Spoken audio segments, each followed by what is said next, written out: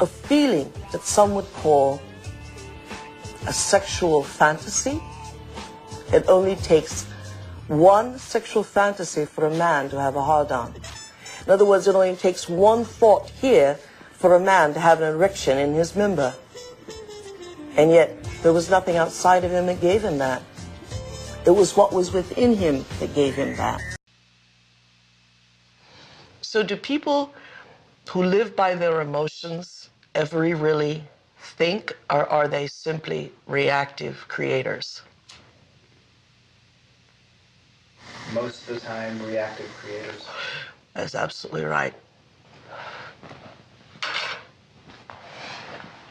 Now, what is illogical about that? And what is superstitious about that? Well, that's just pure reason now, ain't it? Mm-hmm. Well, then what is so beautiful is no one ever taught people this. And they never taught them that in understanding that intangible as creating reality. And the only reality they know is how they feel.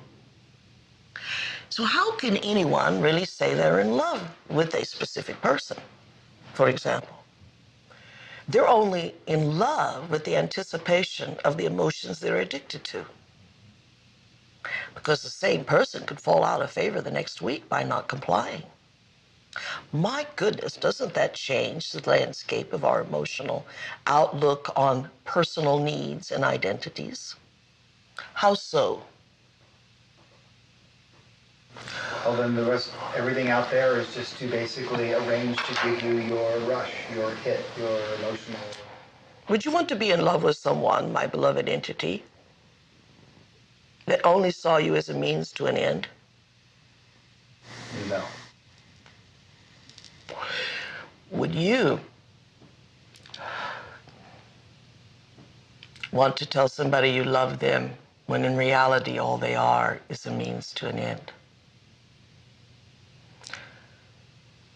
So how can we ever say that how we feel determines the gravity of our commitment in terms of that genuine, noble character?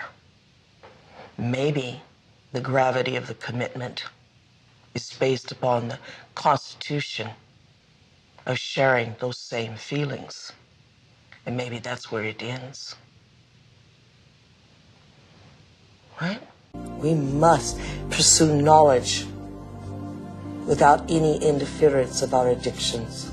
And if we can do that, we will manifest knowledge in reality, and our bodies will experience it in new ways, in new chemistry, in new holograms, new elsewheres of thought, beyond our wildest dreams. The only way that I will ever be great to myself is not what I do to my body, but what I do to my mind.